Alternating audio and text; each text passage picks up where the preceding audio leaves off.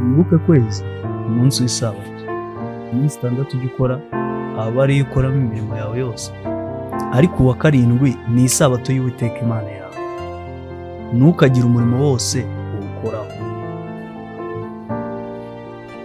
Umucyo w'isabato tubahaye ikaze. Muvandimwe muri Kristo Yesu, ndagusuhuje mu izina ry'Umwami wacu Yesu Kristo. Buntu n'amahoro Imana yacu itanga bubane nawe. Nitwa Habyarimana Eric, ndi umwe mu bayobozi b'umushinga Umucyo w'isabato, umushinga ugambiriye kwerereza ukuri kwa Bibiliya, ukuri kw'iki gihe, mu buryo bw'umwihariko ukuri kw'isabato.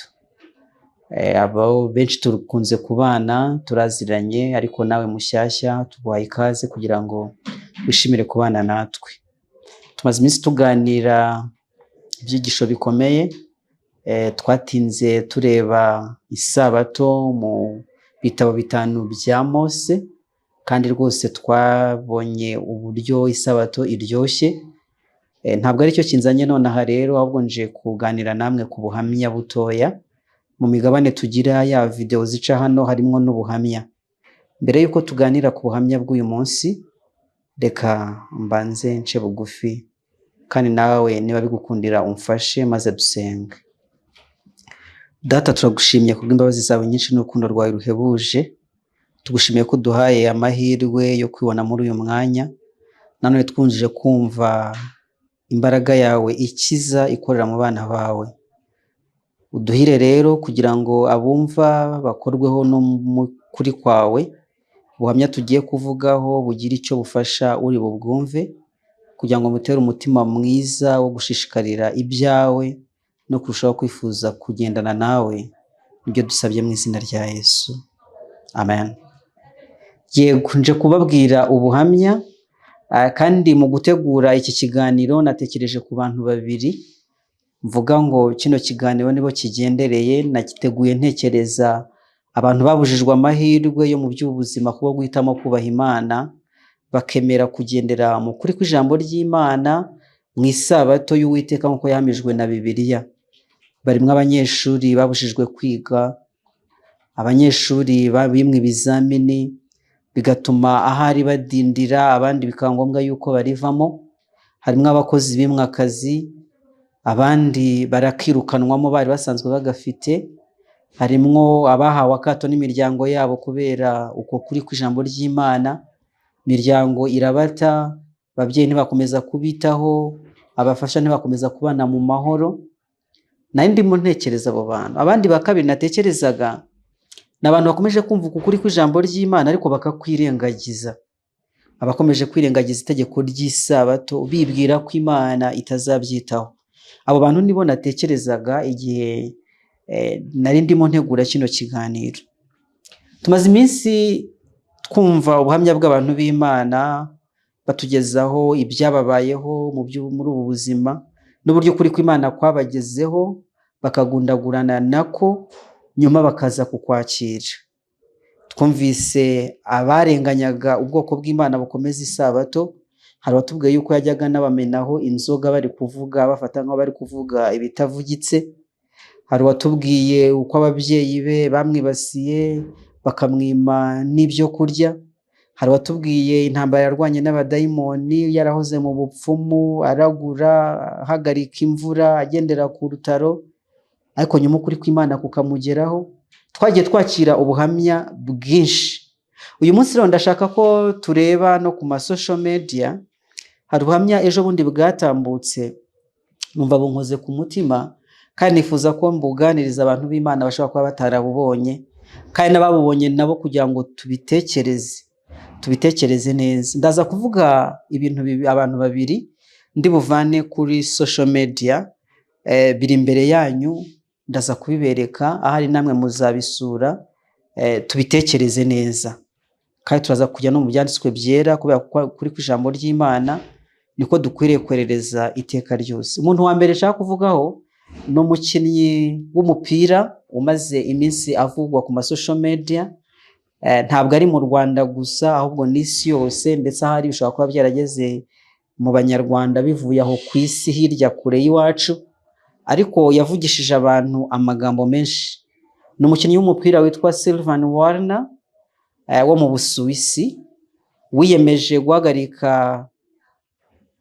umwuga we wo gukina umupira w'amaguru kubera ingingo y'isabato. Nshuti yanjye, uyu mugabo Sylvain Warner yatumye abantu benshi bavuga, bamwe babishima bati agira commitment, abandi bavuga bati idini ririca, bafite ibibazo byo mu mutwe n'ibindi byagiye bimuvugwaho.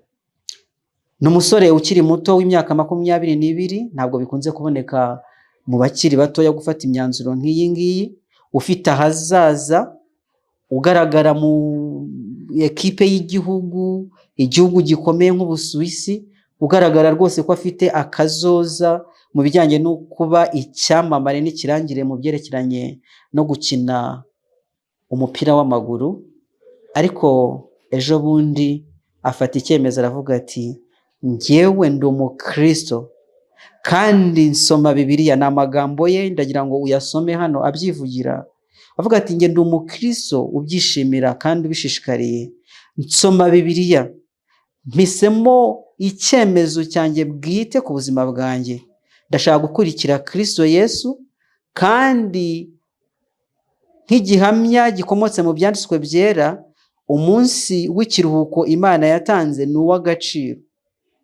Nk'umukinnyi w'umupira rero, bisobanuye ko ntazongera gukina nk'umunyamwuga ku isabato. Afata icyemezo nk'icyo kidasanzwe cyo guhagarika ibyerekeranye no gukina umupira w'amaguru, kubera yuko umupira w'amaguru utamwemerera kuruhuka isabato uko bikwiriye. Nshuti yanjye, aya makuru ushobora kuba warayabonye. Umusore ukiri mutoya, umukinnyi ku rwego rw'igihugu, ufite akazoza kagaragara rwose, kagaragarira abantu yuko mu minsi izaza ku rwego mpuzamahanga azaba ari umukinnyi w'ikirangirire. Ariko afata icyemezo aravuga ngo ndetse gukina umupira kubera yuko nasomye ijambo ry'Imana rikambwira yuko hariho umunsi w'ikiruhuko Imana yashyizeho, ari wo munsi w'isabato. Bityo ntabwo nabasha gukina ngo nkomeze no gukurikira Yesu Kristo nahisemo. Ahitamo kubivamo ibyo gukina umupira w'amaguru. Uzakora ubushakashatsi uzabwirwa amafaranga abakinnyi b'umupira w'amaguru babasha kwinjiza. Ibyabo ntabwo bibarwa mu mezi, ahubwo bibarwa mu masaha. Isaha runaka iba ifite amafaranga atari makeya biri bumwinjirize. Nuko byagenze. Bamwe baramukobye bakamufata nk'icyemezo cy'ubusazi, nko kubatwa n'idini n'andi magambo y'urucantege abantu bajya bibwira igihe batazi ibyanditswe byera. Mbese urabyumva uti? Urabyumva gute? Mbese nawe urabona ari icyemezo kigayitse? Icyo ni ikibazo cya mbere ushobora kwibaza. Igihe ntekereza rero uno mugabo Sylvain Warner, nkamuhuza n'aba bantu maze kuvuga ko natekerezaga igihe nateguraga kino kiganiro, ndabwira abana b'Imana bageragereshejwe gukomeza isabato ngo nimukomere. Ntabwo ari mwe mwenyine, hari abatakaje byinshi biruta ibyo mwatakaje. Nimukomere rero kuko Uwiteka ari kumwe namwe. Twabonye ko Uwiteka adusaba kujya twibuka imigisha yose twabonye, uko yakomeje kugendana natwe mu rugendo rwa gikristo twakomeje kugenda, ko tutamuburanye ibyo kurya, tutamuburanye amazi yo kunywa, ibirenge byacu bitababyimbye, turinze indwara mu buryo bwinshi. Nta mpamvu dufite yo kumwigomekaho, kuko n'umwuka duhumeka ari we tuwukesha. Haleluya. Ndagutera ubutwari mu izina rya Yesu, gukomere ku ijambo ry'Imana. Ijambo rirambwira muri Matayo igice cya 7, Yesu Kristo ari kubwiriza ikibwizwa cyo ku musozi w'umugisha, agaragaza yuko iyi nzira ari inzira ifunganye, hariho inzira ebyiri, kandi izo nzira nizo zonyine zihari. inzira imwe ngo ni umuhanda uharuye neza, ahari wa kaburimbo abantu bagendamo babyina bishimye rwose, ariko indi nzira yo ni inzira ifunganye inyurwamo n'abantu bakeya, ndetse hari uwayitegereje asanga ku nkuta zayo zisizeho amaraso kuko abayinyuzemo byari impatanwa gucamo. Nuko rero ngo abayinyuramo ni bakeya. Nuhura n'ibibazo ujye wibuka yuko iyi nzira ifunganye, ariko kandi igeza he? Ku bugingo buhoraho. Naho ya yindi ngari cyane igeza hehe? Igeza i Gehinomu. Nshuti zanjye, ndabakomeza mu izina rya Yesu ngo mukomeze kugira ubutwari, mureke Uwiteka abarwanire intambara kandi azabaneshereza rwose. Iri jambo ryahamije iby'ibyo, riravuga ngo ndi kumwe nawe. Naho waca mu mugezi ntabwo amazi azagutembana, nunyura no mu muriro ntabwo uzashya ko nzaba ndi kumwe nawe. Maze uwabyiringiye witwa Dawidi muri Zaburi ya 23 arahamya ati, naho nanyura mu gikombe cy'igicucu cy'urupfu ntabwo nzatinya ikibi cyose kuko ndi kumwe nawe. Haleluya. Ubuhamya bwa Sylvan Warner ndagira ngo bugukore ku mutima. Hari abiyemeza bagafata ibyemezo umva bikomeye cyane, bagahara icyubahiro cyo kumenyekana mu isi, bagahara amafaranga atagira ingano kubwo kwerereza ijambo ry'Imana. Nawe rero ba muri uwo mugabane, kandi Kristo arakubwira amagambo akomeye cyane yuko ingororano y'ubugingo buhoraho igutegereje, kandi ibyo wahombye muri ubu buzima Imana izabigukubira inshuro 100. Izina ry'Uwiteka rihabwa icyubahiro. Ndabwira namwe abirengagiza itegeko ry'isabato bibwira ko Imana itazabyitaho.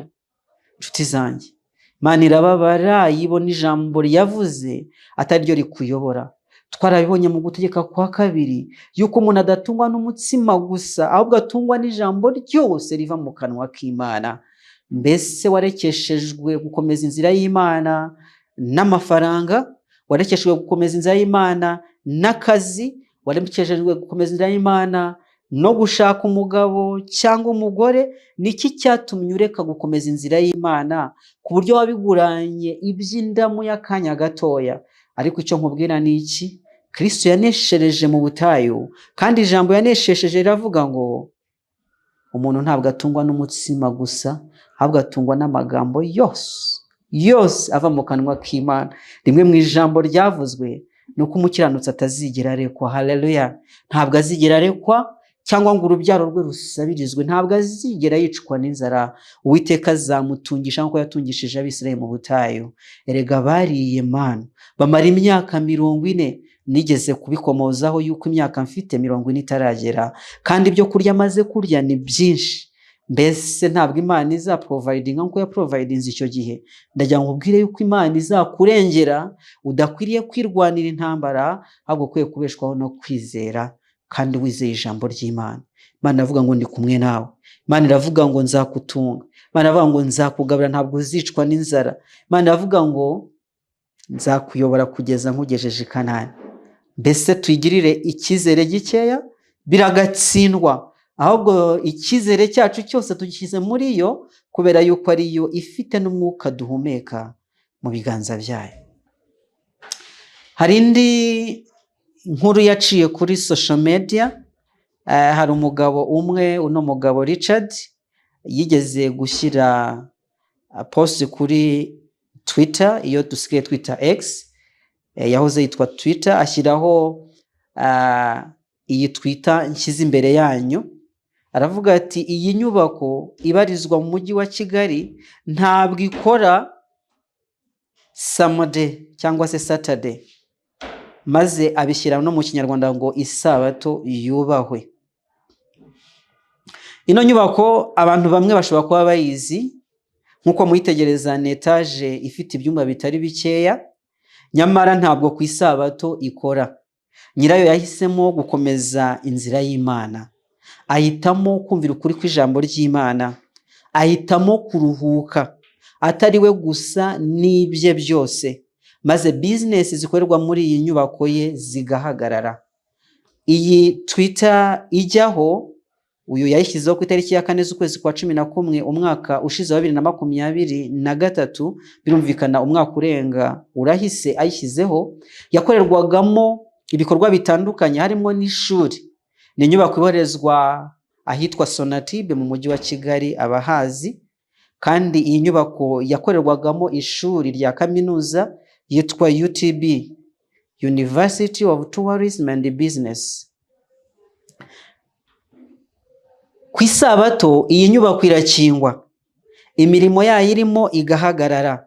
Harimo n'icyumba gikorerwamo banki, harimo ibikorwa bitandukanye, abacuruzi, byewe bigaragara yuko ahari tutayikinga, ariko igenza gute? Irakingwa. Nyirayo yasezeranye n'abayikoreramo yuko ku isabato batazajya bakora, amasezerano aremezwa.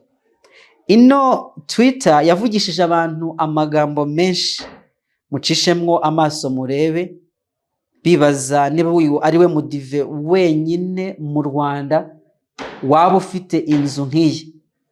Ubwo bisobanuye iki kuri uyu muntu wibajije iki kibazo? Bisobanuye ko iki ari umushinja ku bandi badiventisi umunsi wa 7 babarizwa mu Rwanda, ariko imirimo igakomeza gukorwa ku isabato mu mazu yabo. Mbese kubera iki uyu yabishoboye abandi bakaba batarabishoboye? Mbese ni ugukabya? Ni ubwakase? Dukurikije uko ijambo ry'Imana ryabivuze? Oya, itegeko ry'Imana nta rujijo rubirimo. Undi aravuga ati na sitasiyo ntabwo ikora, ibikorwa byayo byose birahagarara. Sitasiyo ya essence, iruhande rwayo hariho sitasiyo ya essence, nayo ntabwo ikora. Mbega ubuhamya butangaje, mbega ubuhamya bwankoze ku mutima, kandi nkumva ari icyo bwatumarira. Uyu nawe dukurikije iyi etaje ntabwo imwinjiriza amafaranga makeya. Ahari kugira ngo ibyo bishoboke, imirimo ihagarare ku munsi wa 7, bakore mu minsi 6 gusa, kwa 6 saa 10 babe bamaze gukinga. Ubwo ahari byamusabye kugira ibyo yigomwa kugira ngo ayo masezerano ashoboke, ariko kandi abikomeraho. Bamwe ndetse baramukobye bibaza niba imisoro itabarwa kuri uwo munsi w'isabato. Amagambo menshi cyane, abandi babona yuko ari ubukoroni, abandi bahura yuko ari ugukandamizwa n'iby'idini cyane, n'andi magambo y'urucanege. Hari n'uwamuteze iminsi avuga ati iriya nzu ikorerwamo n'ishuri, reka ishuri rizavemo maze ndebe ko iby'amasabato atabivamo. Ngira ngo ishuri ryaje kuvamo koko, ntabwo nzi niba yarahanuraga. Ubwo igisigaye ni ukureba niba wa muntu koko iby'amasabato atazabivamo nk'uko uyu nguyu yamuteze iminsi. Ariko dushima Imana Data wa twese yuko ariho abantu bafite urukundo, bakunda Data wa twese, bakaba bazi yuko ari we ubabeshejeho, bakaba biteguye kureka ibyabo byose niba bije kunyuranya n'ubushake bw'Imana, kubera ko urukundo bakunda Imana rwuzuye rwose. Ndasabira uyu mubyeyi mu izina rya Yesu kugira ngo Imana imukomeze, akomeze kubwiriza. Mbese iki se kibwirizwa? Umwe aravuze ati ubu ni ubuhamya. Uyu ni umuhamya ukomeye cyane. Aravuga ati ndabikunze. Umva nanjye ndabikunze muri aka kanya, kandi nishimiye kubibabwira yuko ari abantu bafata ibyemezo bifatika, ibyemezo bishingiye ku kuba baranyunguse, bakaryoherwa n'ijambo ry'Imana. Reka nkubaze ikibazo ngera ku musozo. Mbese tuzireguza iki imbere y'Imana? Yewe utwawe n'inda, yewe uhisemo imibereho udahamanya nayo kubera ko idahuje n'ubushake bw'Imana, ariko kubw'ubu buzima bw'akanya gato ukavuga uti nta yandi mahitamo mfite, reka nirengere. Mbese uzireguza iki? Sylvain Warner nahaguruka akavuga ati amamiliyoni nungukaga buri munsi niyemeje kuyareka kubera yuko nahisemo gukurikira Kristo, kandi nkaba narasomye ijambo ry'Imana rikambwira yuko umunsi w'isabato ari umunsi wo kuruhuka. Uzireguza iki? Kowe byakunaniye bitewe nuko ubonye agakontra k'ibihumbi 200 by'amanyarwanda cyangwa 300. Ashobora no kuba atageramo, ashobora kuba mvuze menshi. Mbese uzaba ufite kireguro ki? Uzireguza iki niba ufite business zikomeza gukora ku munsi w'isabato uno mubyeyi w'iyi nyubako ya Sonatibe, iri Sonatibe, wahagarika imirimo ye bikemera, wowe uzavuga yuko byanze kubera iki? Umva, tugoswe n'abahamya benshi bazadushinja imbere y'Imana yuko bya bintu byashobokaga iyo biba byomatanye n'urukundo dukunda Kristo. Ndagira ngo nkwibutse amagambo twiganye igihe twasuzumaga isabato mu gutegeka kwa kabiri. Nshuti yanjye, turi mu kinyejana kibi cyane, kinyejana aho amategeko y'Imana ari ku munzani, ntabwo ari isabato gusa. Ariko se uzireguza iki ku ngingo y'isabato? Nanone niba bamwe bemera guhomba ibyabo kugira ngo bakomeze isabato, wowe ukaba waranze kuyikomeza kubwo gufunga umutwe gusa, ukavuga uti ntabwo ngewe mbirimo, nta n'ikiguzi biri kugusaba. Mbega ukuntu bikomeye! Ijambo ry'Imana muri Ezekiyeli ryabajije ikibazo, ko wagendanye n'abanyamaguru bakagusiga, mbese agenda ku mafarashi nibaza bizagenda bite? Abandi bahisemo kureka ibyabo, abandi bahisemo gutakaza amahirwe yo kwiga iyo diplome uri kujyana, bo ntayo bafite kubera ko bahisemo gukurikira Kristo no kugendera mu ijambo rye. Abandi baciye mu bibazo bitandukanye. Ndabyibuka ejo bundi turi i Bururi muri ya materaniro, tumaze iminsi tubabwira ibyo twakoreye mu gihugu cy'i Burundi. I Bururi hari abantu twahuriye baje mu ivugabutumwa, baje kudufasha ivugabutumwa. Hari harimo umwana w'umukobwa. Uyu mwana w'umukobwa iwabo baramurenganije cyane, baramwibasira kubera yuko yahisemo kugendera mu kuri kw'ijambo ry'Imana, akakira umucyo w'isabato.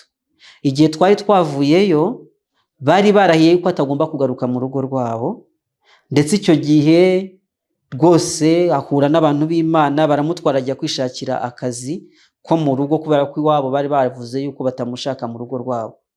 Ndabyibuka yuko mvuyeyo ntaranataha, icyakora twaravuye muri ibyo bikorwa by'i Bururi, uwo mwana yaje kubura, umuryango uramutegereza uramubura kubera ko yari afite ubwoba bwo gutaha. Birumvikana, inkuru ziracicikana zitugeraho yuko ndetse ibintu byageze mu nkiko, byageze mu buyobozi bw'inzego z'ibanze mu gace k'iwabo, bibasiye umupiyoni ukorera muri ako gace yuko umwana wabo yabuze, n'andi magambo akomeye. Ariko ndashima Imana yuko uwo mwana yaje kuboneka, bikamenyekana aho ari, izo ntambara zivutse zigahosha.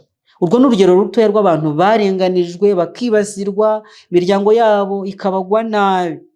Ariko wowe ubifitemo umudendezo wose, ahubwo iyo bivuzwe urabipinga, ubivugiriza induru, urabikoba. Ubushize naganiriye namwe isomo ryo mu Migani igice cya mbere, ibaza ngo yemwe mwabaswa mwe, muzakunda ubuswa mugeze ryari? Muzaba bakobanyi mugeze ryari gukobana mukoba ijambo ry'Imana? Nongeye kukurarika mu izina rya Yesu ngo wirinde gukoba, wirinde gukoba ijambo ry'Imana. Abo bakobanyi bazagerwaho n'urubanza ruteye ubwoba, nk'uko igitabo cya Yuda, igitabo kibanziriza igiheruka Bibiliya cy'ibyahishuwe kibitubwira. Uzagisome, kigizwe n'igice kimwe, uzumva urubanza ruteye ubwoba ruzagera ku bakobanyi. Imana ikurinde kuba umukobanyi. Tuzireguze iki nshuti zanjye? Abakomeje kuneshwa n'iby'ubu buzima, n'icyo ubuzima bubasabye, maze bakanga gukurikira Yesu. Yemwe mwabasambanyi mwe, namwe abasambanyikazi, ingingo yo gusambana yo ubu ngubu imaze kuba ibintu bisanzwe, ntabwo bigifatwa nk'icyaha. Ariko kandi nibwira yuko kuri mucyo w'isabato twatinze tuganira ku itegeko ryo gusambana. Imana ivuga ngo ntugasambane, twaritinzeho cyane, tubona n'uburyo bwinshi cyane iri tegeko ryishwemo.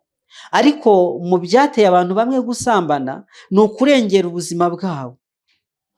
Ni ukuvuga ngo mbona akazi, bose ampa akazi, ntambuke hano, ndashonje reka nirengere, n'ibindi n'ibindi. Ibyo nabwo ntabwo bizemerwa imbere y'Imana. Mbese muribuka umugabo witwa Yosefu, umusore w'Imana witwa Yosefu, ngo wari ufite igikundiro. Uyu Yosefu njya mutekereza cyane, kandi ndagira ngo nawe umutekereze cyane. Genda usome ibye mu Itangiriro igice cya 37. uzi ko yosefu atari ari iwabo, yari ari mu gihugu cy'amahanga kandi yari mu Egiputa. Nta bwoko bw'Imana bwariyo kuko niwe wabubanjirijeyo, sibyo? Ugende bw'amateka y'Abisirayeli, yosefu niwe wabanjirijeyo icyo gihe, maze yibona mu rugo rwa Potifari. Mu Egiputa bari abantu babaswe no gusenga ibigirwamana. Ibyo bakoraga byose byagendanaga no gusambana, imisengere yabo yagendanaga n'imirimo y'ubusambanyi. Bari barashayishije rero, Egiputa yari yarashayishije ku buryo byafatwaga nk'umuco gusambana, nibyo birenze ahari uko bifatwa ubu ngubu, kuko ibihugu bimwe na bimwe harimo n'icy'u Rwanda ndimo birakimunyamunya, biracyazirikana indangagaciro na kirazira n'umuco. Gusambana ntabwo ari biri mu muco w'abantu, ariko mu Egiputa byari mu muco w'imisengere yabo. Ndetse harya yarasambanye? Oya, ntabwo yasambanye. Igihe umugore wa Potifari yamusabaga kuryamana nawe, yaravuze ati nahangarane gukora icyaha kimeze gitya mu maso y'Uwiteka. Yatinyaga amaso y'Imana kuruta gutinya amaso y'abantu, dore ko abantu bo babibonaga nk'ibisanzwe. Maze yibuka kandi yuko uyu mugore afite umugabo we, akwiye kuba inyangamugayo no ku mugabo we. Erega ni rwa rukundo dukunda Imana na bagenzi bacu twakomeje kubona ko ari rwo pfundo ryo kumvira amategeko y'Imana. Mbese tuzireguza iki imbere ya Yosefu niba twarananiwe kwifata ngo dutsinde ingeso y'ubusambanyi? Tuzireguza iki imbere y'Imana niba twarabitse urwango mu mitima yacu igihe tuzaba turi imbere ya Dawidi? Dawidi wari ufite umutima mwiza cyane, umutima wo kubabarira abanzi be, umutima wo kudahora inzigo. Mbese muramwibuka igihe Sawuli yamwirukankagaho ngo amwice? Muramwibuka igihe Sawuli yari agiye gutwikira ibirenge mu ubuvumo Dawidi arimo? Umutware wamutwazaga intwaro, umugaba w'ingabo ze, akamubwira ati Uwiteka akugabije umwanzi wawe. Maze akavuga ati oya, uyu mugabo yimikishijwe amavuta. Icyakora akata ku mwenda we kugira ngo amwereke yuko byari biri mu bushobozi bwe kumwica, ariko atabasha kurambura intoke ze ngo avushe amaraso y'umuntu Uwiteka yasize amavuta. Mbese ababitse urwango mu mitima yabo bizagenda bite? Abashaka kwihorera, abafite ubwicanyi mu mitima yabo bizagenda bite? Igihe bazaba bari imbere ya Dawidi wabashije kunesha urwango mu mutima wakarutsinda, wabashije kunesha kwihora mu mutima wakabitsinda, bizagenda bite? Nimutekereze Mose wemeye guhara icyubahiro cy'ubwami kubwo gukurikira Yesu. Mbese mujya mumutekereza? Mwari muzi ko Mose yari umuragwa w'ingoma ya Farawo? Mwari muzi yuko dukurikije uko ubwami bwa Egiputa bwari buteye n'abagomba gusimbura Farawo ku ngoma, Mose yari mu mwanya mwiza wo kuba Farawo? Ariko umva ngo ntabwo yigeze atekereza ko gukomeza kwikundira iby'ibwami ari byo byiza kuruta kubaranwa n'Abisirayeli. Haleluya! Kubaranwa n'ubwoko bw'Imana buciriritse ariko bubikiwe ubwami bw'Imana. Mbese icyubahiro cyaguhumye amaso? Wumva utari icyubahiro cyawe ngo wifatanye n'ubwoko bw'Imana? Wumva byagukoze isoni? Ugira ngo se icyubahiro cyawe cyari cyagera ku cyubahiro Mose yari afite? Oya, icyubahiro cya Mose kiri hejuru cyane. Ndagira ngo ubwire ko mu gihe cye Egiputa ariyo yari civilisation ikomeye. Twayifata nka Leta Zunze Ubumwe za Amerika muri iki gihe. Uwo rero wari kuragwa ubwo bwami aravuga ngo ibyiza ni ukubaranwa n'Abisirayeli. Haleluya! Maze yemeza guhunga, yajya kuba i Midiyani. Ahamara imyaka ingahe? Ahamara imyaka 40. Agenza gute? Aragira intama. Mose arantangaza cyane.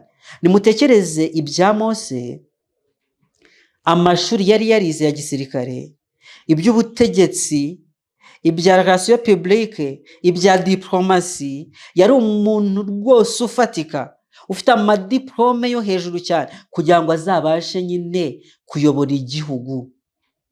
Yari yarize kubintyoza no gutanga amadiskuru akwiriye.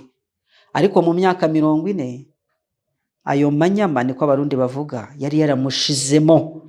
Ari umuntu ngo niwe muntu w'umugwaneza, uretse Kristo niwe muntu w'umugwaneza wabayeho kuri iyi si. Yari yarabaye umugwaneza, umva, ameze nk'intama yitayeho mu myaka 40. Igihe Kristo yaramuhamagariye kuvana ubwoko bwe mu Egiputa ngo abuyobora bujyana i Kanani, yaravuze ati ngewe nta nubwo nzi no kuvuga. Nyamara Mose yari yarize gutegura amadisikuru, ariko ibyo byari byaramushizemo, nta kindi yishingikirijeho uretse kwishingiza kuri Kristo. None se icyo cyubahiro cyawe kikuvukije kugendana n'Imana, kikaba kiguteye kugundira gukora icyaha no kwica isabato, uzireguza iki imbere y'Imana? Ongera ubitekereze neza. Nimutekereze umwami wacu Yesu Kristo waje kuducungura akatuvana mu bata bw'icyaha, wa wundi wemeye kwisiga ubusa, agahara icyubahiro cy'abamucurangiraga mu ijuru, akaza kwijyanye n'umugaragu w'imbata, akavukira mu muvure, akarerwa n'umubaji witwa Yosefu na Mariya wari uciriritse cyane. Amateka ambwira yuko Mariya umuryango we bari ababumbyi. Bari abaki? Bari ababumbyi.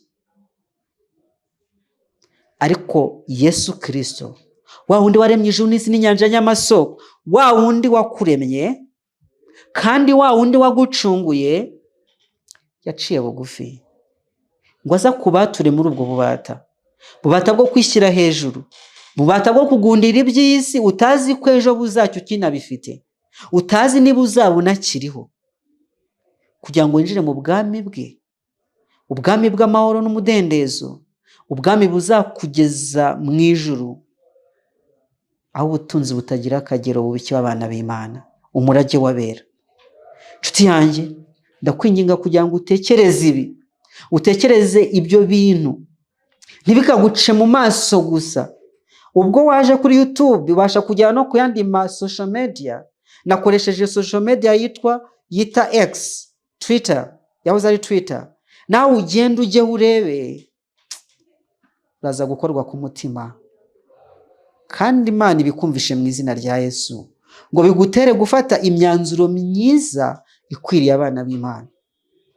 Soma amagambo akomeye cyane aboneka mu gitabo cyitwa Ibyakozwe n'Intumwa ku ipaji ya 35.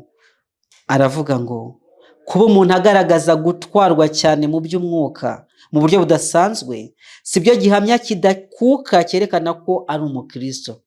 Ushobora kuba uri umuntu w'umunyadini, ushobora kuba wemerwa na rubanda, ukaba utwarwa cyane. Hari abavuga ko bavuga indimi, hari abazi kubwiriza bakaryoshya iteraniro rwose.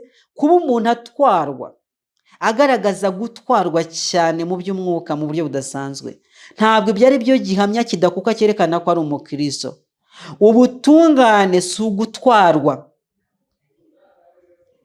Aya magambo tuyaceho umurongo. Ariko ubutungane ntabwo ari ukugenza gute, ntabwo ari ugutwarwa, ahubwo ni ukwegurira Imana ubushake bwacu bwose, ni ukubeshwaho n'ijambo ryose riva mu kanwa k'Imana, ni ugukora ibyo Data wo mu ijuru ashaka, ni ukwiringira Imana mu bigeragezo, mu mwijima kimwe no mu mucyo. Haleluya!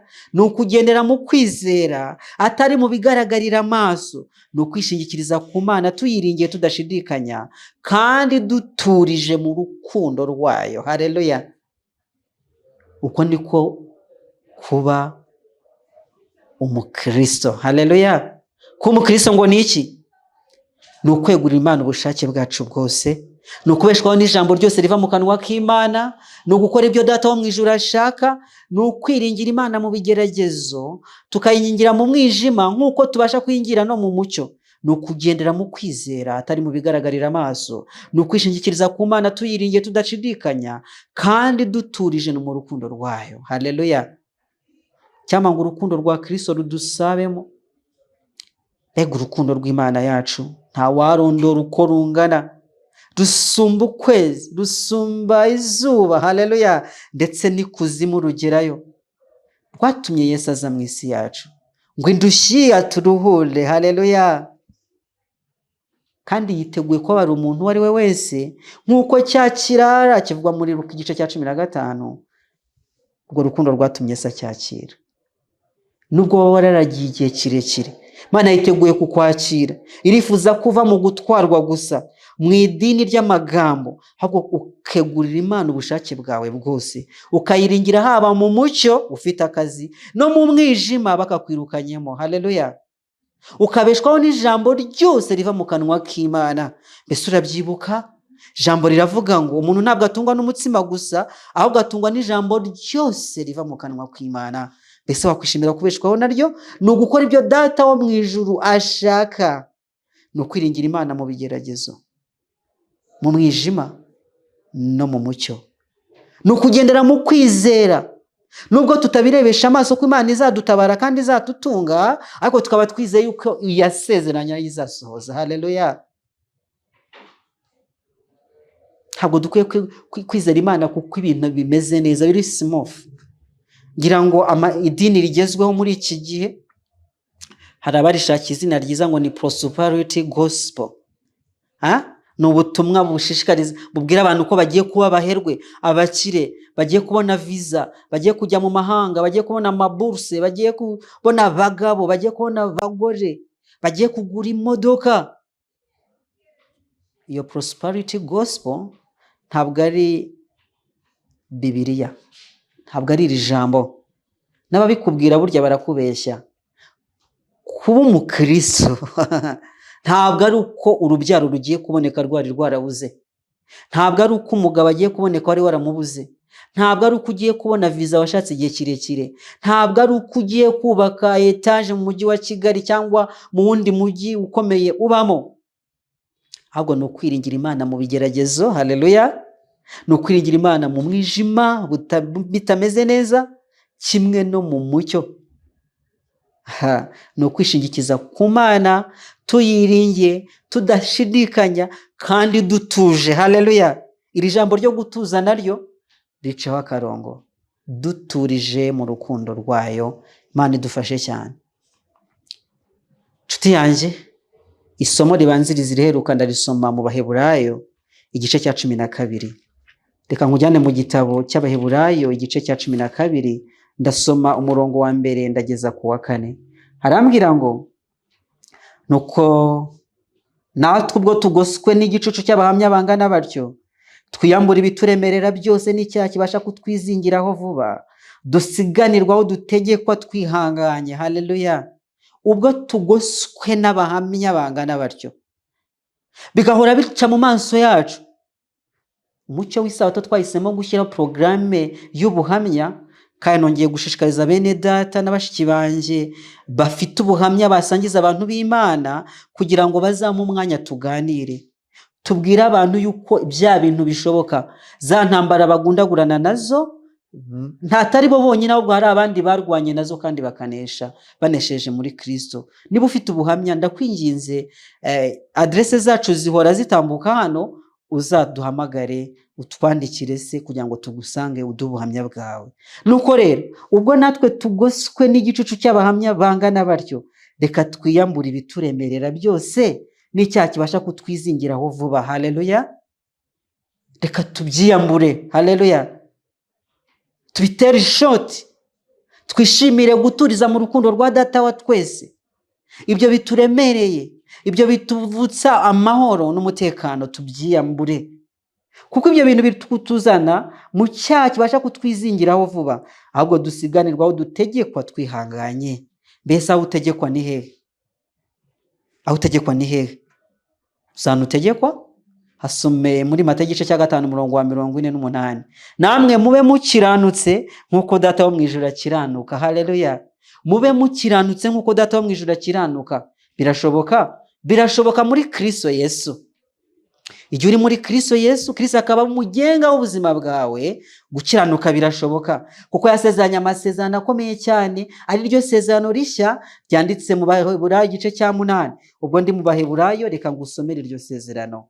Abaheburayo igice cya 8 umurongo wa 10 haravuga ngo, kuko iri sezerano ari ryo nzasezerana n'inzu ya Isirayeli hanyuma y'iyo minsi, ni ku Uwiteka avuga, nzashyira amategeko yanjye mu bwenge bwabo, nyandike mu mitima yabo, kandi nzaba Imana yabo, nabo bazaba ubwoko bwanjye. Haleluya!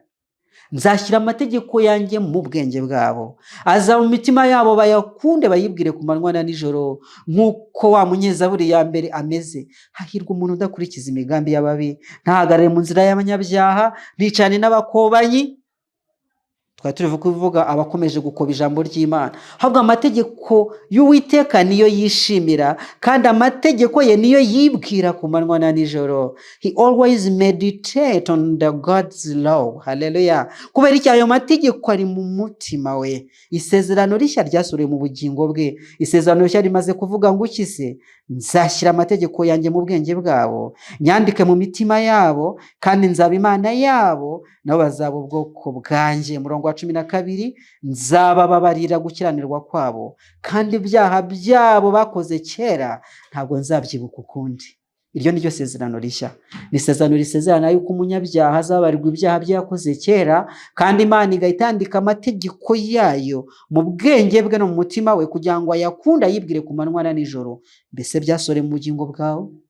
Ubwo tugoswe n'igicu cy'abahamya bangana baryo, reka twiyambure ibitudemerera, dusiganirwe dusiganirwe aho dutegekwa. Haleluya. Hahandi ho kugera ku gukiranuka kwa Kristo, amategeko y'Imana tukaba ariyo twibwira ku manywa na nijoro twihanganye. Murongo wa 2, kugira ngo bishoboke dutumbira Yesu wenyine. Haleluya. Dutumbira Yesu, kumwitegereza bizatuma dusa nawe. Ndirimba 28 mu gitabo kimwe, igitabo kitubwira ibyo guhimbaza Imana. Ndirimba 28, igitabo cy'Abadiventisi umunsi wa 7, iravuga ngo shaka gutungana, jya uhora usenga, horana na Yesu mu rwiherero, numwitegereza uzaba nkawe. Nuko rero dutumbira Yesu wenyine, ari we banze ryo kwizera, kandi ari we ugusoza rwose, kuko yihanganiye umusaraba kubw'ibyishimo byamushyizwe imbere, ntiyita ku isoni zawo, yicara iburyo bw'intebe y'Imana. Mbese natwara ibyishimo byadushyizwe imbere, twakomeje kuganira iby'uburuhukiro bubikira abana b'Imana, twakomeje kureba ukuntu dufite aho dusiganirwa kugera, hahandi icyaha kitazaba, umubabaro utazagera, aho tuzahora tureba Yesu mu maso, tunezeranywe nawe. Ngo iby'ijisho ritigeze kureba, iby'amatwi yanjye atigeze kumva, ibyo ni by'Imana ibikiye abayikunda mu bwami bwo mu ijuru. Ibyo nibyo dutegereje rero. Wari uzi se ibyo abantu b'Imana bari biringiye? Bari biringiye icyo ngicyo. Haleluya. Tubwirwa ibya Aburahamu mu gice cya 11 kibanziriza ikindi gusoma, umurongo wa 10, arambwira ngo kuko yategerezaga umudugudu wubatswe ku mfatiro w'Imana yubatse ikawurema. Uwo mudugudu niwo dutegereje natwe, niwo ibyiringiro byacu biri. Nuko rero bidushyizwe imbere. Mbese byakunezeza? Mbese niki cyatuma bivutswa n'ubugingo bw'iki gihe bushira? Oya, biragatsindwa. Murongo wa 3, nuko muzirikane uwo wihanganiye ubwanzi bw'abanyabyaha bukomeye butyo, kugira ngo mudacogora mukagwisari mu mitima yanyu. Uwo ni Yesu Kristo. Murongo wa 4, mwebweho ntimurageraho muvusha amaraso mu ntambara murwanya ibyaha. Mbese wigeze ugeraho uvusha amaraso? Twavuze ababuze ibyo kurya kubera yuko bahisemo gukurikira Yesu. Twavuze abana bameneshejwe n'ababyeyi babo. Twavuze abakinnyi baretse umupira kubera yuko bahisemo gukurikira Kristo bakareka amafaranga yabo. Twavuze abafunga amabizinesi yabo abungura amafaranga menshi kugira ngo bakomeze itegeko ry'Imana. Ariko ntabwo twigeze tuvuga abavushije amaraso. Mbese wowe wageze aho uvusha amaraso? Mwebweho ntabwo muragezaho muvusha amaraso murwanya icyaha, ariko bibaye ngombwa ko n'ayo maraso avushwa, mukwiriye kuba mwiteguye. Haleluya. Niki kikubujije gukurikira Yesu? Niki kikubujije kugendera mu ijambo rye? Niki kikubujije gukomeza amategeko y'Imana, harimo n'itegeko rya 4 ryitwa isabato? Cyama kugira ngo witegereze Kristo, kandi numwitegereza uzaba nkawe. Haleluya. Niko tumaze kuririmba. Uwo rero yanakomezaga isabato, ndetse yitwaga umwami w'isabato. Imana igufashe cyane. Dusoza, ndagira ngo ntore Zaburi ya 34, abana b'Imana. Abana b'Imana bageragezwa, abana b'Imana bari mu bikomeye, abana b'Imana babuze ibyo kurya kuko badafite akazi, atari uko batize, atari uko badashoboye, ahubwo kubwo gukurikira Kristo. Abana b'Imana bari kubuzwa gukora ibizamini ngo bategure ejo hazaza habo neza, n'izindi ngorane nyinshi waba urimo nge ntazi, zaba iz'ibifatika cyangwa se izangiza imitekerereze, kuko harassment nayo irakomeye cyane. Ndagutura Zaburi ya 34, ndayigutura yose, ariko kubw'igihe reka nsome imirongo 10 ibanza. Zaburi ya 34 ni Zaburi ya Dawidi. Umunyezaburi ararimba ati nzahimbaza Uwiteka iminsi yose. Haleluya. Ishimwe rye rizaba mu kanwa kanjye iteka. Twari dukwiye gusesengura buri jambo, ariko Imana ikumvishe iby'iyi Zaburi. Wishimire ko ishimwe ry'Imana riba ku kanwa kawe, kandi wumve ko imibereho yawe ikwiye kuba ihimbaza Imana. Guhimbaza ntabwo ari ukujya mu rusengero abantu bakiteragura hejuru. Igihe nari ndi mu mashuri yisumbuye nakundaga gukurikira, nize mu mashuri ya Giprotestani, hamwe rero byari itegeko yuko tujya mu nsengero zabo ku cyumweru tugiye gusenga. Ngewe nari umudivantiste, ndabishimira Imana ko navutse nkasanga ababyeyi banjye bazuye umucyo nkawugenderamo. Umubyeyi wanjye umwe, ariko abandi undi ntabwo abizi, ariko nabimenye nkiri muto, nicyo nshaka kuvuga. Najyaga mbona abantu bahimbaza, bakavuga ko tugeze mu mwanya wo guhimbaza, ndetse insengero zimwe ntabwo n'agasima kabagamo, bakiteragura hejuru, ivumbi rigatumuka, abantu bakabira ibyunzwe.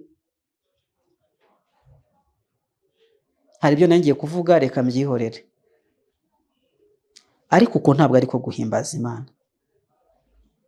Guhimbaza Imana tukubwirirwa mu butumwa bwa marayika wa mbere urangurura mu Byashu igice cya 14 umurongo wa 6 kugeza uwa 7, avuga ngo nimwubahe Imana muyihimbaze.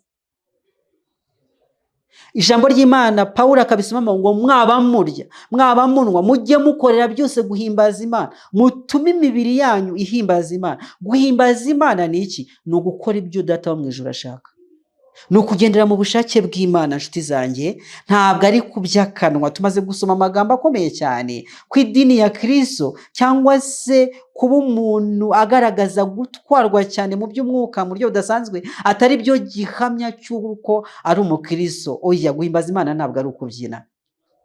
Ibyo bintu wabikwigishije gutyo yarakubeshye. Niba ari uko wabyize, ndagira ngo nkubwire yuko usubira mu byanditswe byera urasanga atari uko biri. Guhimbaza Imana ni ukugendera mu bushake bw'Imana. Mwaba murya, mwaba munwa, cyangwa mukora ikindi kintu cyose. Ayo ni amagambo ari mu Rwambere rw'Abakorinto igice cya 10 umurongo wa 31, kandi igice cya 6 kiratubwira ngo mutume imibiri yanyu ihimbaza Imana kuko yaguzwe igiciro kinini. Ni ugukora ibyo Data wo mu ijuru ashaka, no kugendera mu matwara atuyoboyemo, ariyo jambo. Ni ukubeshwaho n'iri jambo. Umunyezaburi aravuga ati nzahimbaza Uwiteka iminsi yose. Haleluya. Ndakwifuriza kuba muri ubwo buzima bwo guhimbaza Uwiteka, bwo kugendera mu bushake bwe iminsi yose. Ishimwe rye rizamukanwa kanjye iteka. Uwiteka ni umutima wanjye nzirata. Hehe? Mu mutima. Abanyamubabaro babyumve bishime.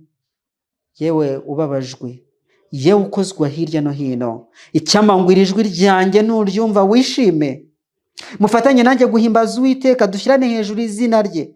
Umurongo wa 5 mucuti yanjye ndawugutuye. Nashatse Uwiteka aransubiza, ankiza ubwoba nari mfite bwose. Haleluya. Mbese Uwiteka waramutakiye ntiyagusubiza? Ushoza kuvuga uti nashatse diplome sinayibona. Ubundi se wayishakiraga iki? N'uyu mugambi wa diplome si ukugira ubuzima Imana yarabuguhaye. Nashatse amafaranga si umugambi wayo n'ubuye, si ukugira ubuzima. Bamwe barayagize arabahitana. Nigeze kuganira n'umukuru umwe w'itorero, umusaza w'itorero, aranganiza ati rero musore, uracyari muto, ariko ugiye wita cyane ku byerekeranye n'ubutunzi. Burya nubona ugize miliyoni 100 kuri konti, yavugaga miliyoni z'amanyarwanda, ukabona ziriho ziri kashi nta kibazo zifite, atari mu bikorwa ngo ufite inzu, ahubwo ukabona ufite andi mafaranga miliyoni ari aho ngaho, uzamenye ko uri muri danje, uri mu ibara ritukura, uri mu kigeragezo gikomeye cyane, kuko amafaranga asindisha abantu bagatangira gushakira umunezero mu byaha. Yampaye ingero zimwe na zimwe z'abo twabanaga ku nsengero, abafite amafaranga nk'ayo ngayo bahisemo kujya bagira abakomisiyoneri babashakira abana bakiri bato yabo kwinezeranya nawe. Ahari nicyo yari ahereyeho. Mbese washakiye icy'amafaranga? Birashoboka ko ayo ufite ariyo wari ukeneye kugira ngo ubuzima bwawe bw'ibyamwuka budahungabana. Kandi niba utanayafite uyu munsi, ayo ukeneye Imana izayaguha ejo. Imana yanjye ihabwe icyubahiro. Nuko rero nashatse Uwiteka aransubiza, ankiza ubwoba nari mfite bwose. Uyu ni Dawidi uri kubitubwira, maze aravuga ati bamurebyeho bavirwa n'umucyo, mu maso habo ntihagiye izagira ipfunwe iteka. Uyu munyamubabaro yaratatse, Uwiteka aramwumva, amukiza amakuba n'ibyago bye byose. Marayika w'Uwiteka abambisha amahema kugota abamwubaha akabakiza. Yemwe nimusogongere mumenye yuko Uwiteka agira neza, hahirwa umuhungiraho. Mwubahe Uwiteka mwabera bemwe, kuko abamwubaha batagira icyo bakena. Imigunzu y'intare ibasha gukena no gusonza, ariko abashaka Uwiteka ntibazagira icyiza bakena. Izina ry'Uwiteka Imana yanjye rihabwe icyubahiro. Ubwo ijambo ry'Imana ari ryo rivuze aya magambo, ndayagutuye mu izina rya Yesu, ngusaba ngo uyiringire. Wiringiye yuko Uwiteka azaprovidinga ibyo uzaba ukeneye byose, nk'uko twamaze kubona ko yabikoreye Abisirayeli mu gihe cya kera, izabigukorera nawe. Haleluya! Ntabwo uzagira icyo ukena. Ijambo rirambwiye ngo mwubahe Uwiteka mwabera bemwe, kuko abamwubaha batagira icyo bakena. Burya ngo imigunzu y'intare ibasha gukena no gusonza, mu bukaka bw'intare ibasha gukena no gusonza, ariko abashaka Uwiteka ntibazagira icyiza bakena. Burya ibyo wakennye ntabwo ari byiza kuri wowe. Imana yanjye ihabwe icyubahiro. Twari turi kuganira ku buhamya bw'abantu b'Imana, twatinze ku buhamya bwa Sylvain Warner, kandi dutinda ku buhamya bw'umubyeyi umwe ntashatse kuvuga amazina ye kuko atampimereye uburenganzira, ntabwo nabumusabye, wavuzweho kuri social media. Ahari ningira umugisha ngahura nawe, nzaganira nawe, kandi ubutumwa bumugezeho akaba abinyemereye, nanezezwa nuko ampaye ubwo burenganzira bwo kuganira nawe iby'uyu mucyo yamenye ukuri kw'ijambo ry'Imana, no gutera umwete abantu b'Imana kugira ngo bagendere muri uwo mucyo. Twaganiraga abo ngabo rero dusuzuma ngo turebe niba hari icyo bakennye. Kugeza ubu ngubu nta makuru dufite yuko abagendeye mu kuri kw'ijambo ry'Imana bagize icyo bakena. Oya, kandi ubwo ari ijambo ry'Imana ryabivuze, ntabwo Imana yacu ibeshya, twarabiganiriye ubushize. Reka tuyiringire. Ubwo tugoswe n'igicucu cy'abahamya bangana kuriya, harimo na Dawidi uvuga uti ntabwo abantu b'Imana bagize icyo bakena. Reka twiringire ijambo ry'Imana, twemere gufashwa naryo, tugendane nayo, twiringiye yuko ibyo tuzakena byose izabiduha. Twe kwirwanira intambara, ahubwo intambara zacu tuzizane tuzishyikirize Yesu. Igihe tuganira Isabato tuba tuvuga iby'ikiruhuko cy'umunsi wa karindwi, nyamara hari ikindi kiruhuko kidasanzwe, ikiruhuko kibonerwa muri Kristo Yesu, kiruhura abafite imitima iremerewe bose. Abo bose turi kurondora. Soma Matayo igice cya 11:28, ni itangazo ritangaza ngo mwese abarushye n'abaremerewe nimuze mbabere isabato mbahe uburuhukiro. Imana iguhe kwakira ubwo buruhukiro buboneka muri Kristo Yesu, kandi igutera umwete wo kwishimira amategeko yarimo n'itegeko rya 4 rigushishikariza gukomeza isabato y'umunsi wa karindwi. Nibyo ngusabiye nanjye nisabira mu izina ry'Umwami wanjye Yesu Kristo. Amen. Reka dusenge. Data, turagushimiye, tugushimiye yuko ijambo ryawe wasezanye ko ritazabura gusoza icyo waritumye. Tugushimiye ko muri iyi si icuza umwijima hari abana bawe bakomeje kwishimira umucyo wawe, maze bawumenya bakawugenderamo kandi n'imitima yabo yose. Mwami, ndisabiye mu izina rya Yesu kugira ngo umpe urukundo rwawe, unyambike urukundo rwawe rumfubike rwose, kandi urwo rukundo runtere kugendera mu bushake bwawe. Unyongerere kwizera ngo mbeshweho no kwizera ko dusanze aribwo bukristo nyakuri, ko dukwiye kuba tukwishingikirijeho no kwifatanya nawe akaramata tugendera mu kuri kw'ijambo ryawe. Umpe kubeshwaho n'ijambo ryose riva mu kanwa kawe nk'uko ryanditswe mu byanditswe byera. Kandi ibi ndi kugusaba nibyo nsabira na buri wese unteze amatwi, kugira ngo twishimire ijambo ryawe turigenderemo. Niko gusenga kwanjye muri aka kanya mu izina ry'umwami wanjye Yesu Kristo. Amen. Amen.